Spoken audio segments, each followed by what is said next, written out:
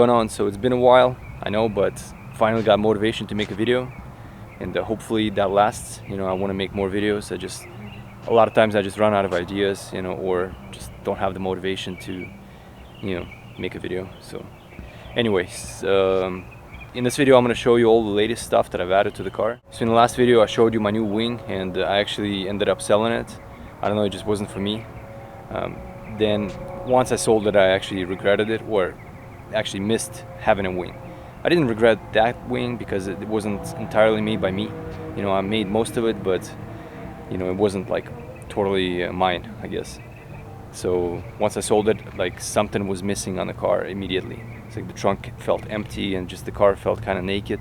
So I decided, you know, just to design my own from scratch. And yeah, I'm gonna start building it soon. So, but in the meantime, I'm gonna show you what's changed on the car and what's currently on. So at the front of the car, I got these large canards here, and ended up having to add little extension plates to them because just didn't make them large enough, I guess. And here I decided to add extra canards because I don't know, it just wasn't enough.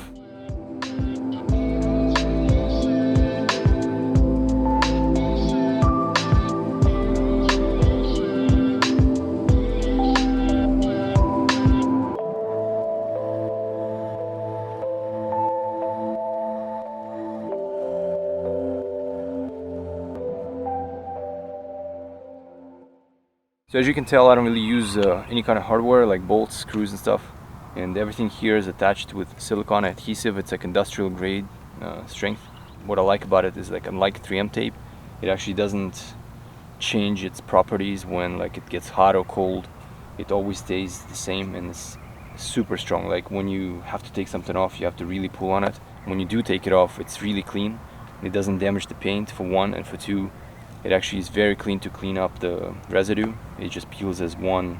But you know, of course, some people don't trust stuff like this, so I can see why you would want to use some bolts for canards. I have this side blade that I've just recently added, and I had to make it as a two-piece, so basically like the main shape, and it's attached together with a backing plate on the other side.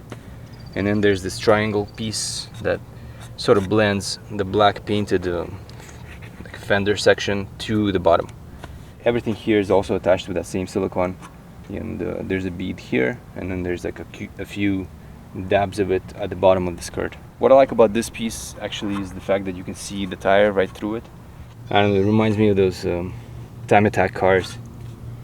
And this is actually my logo, and just decided to add there.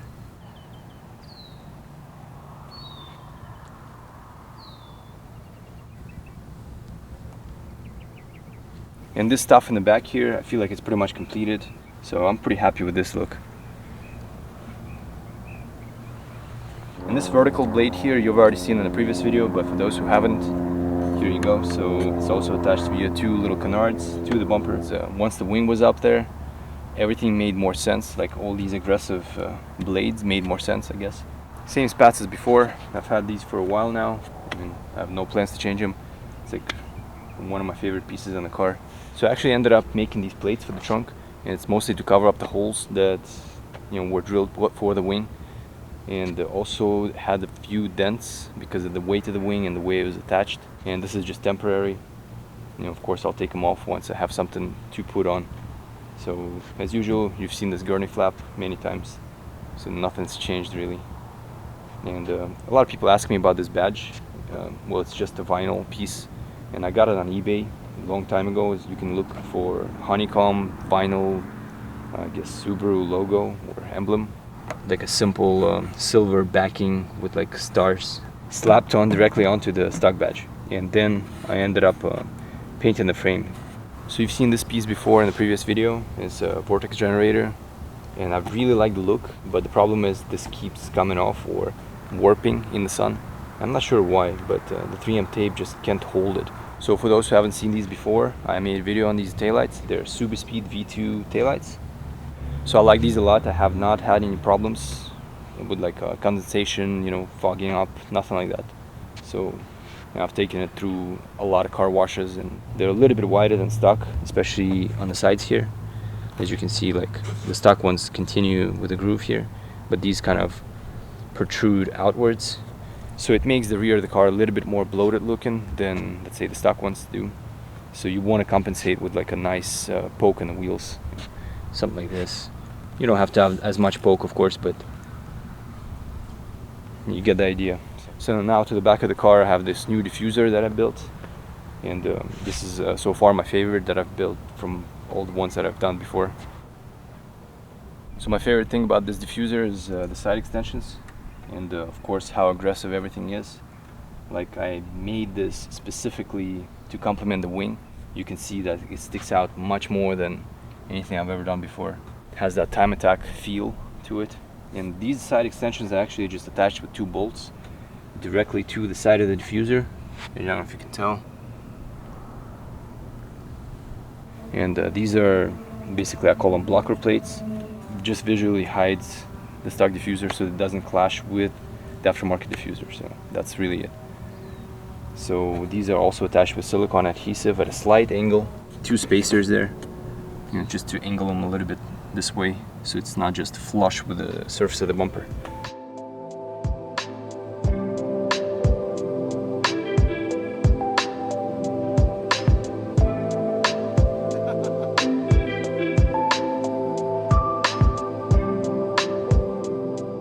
So I haven't really done anything to the interior, but you know, I'll show it to you anyway. Maybe some things have changed. I just kind of lost track of it, to be honest. So let's check it out.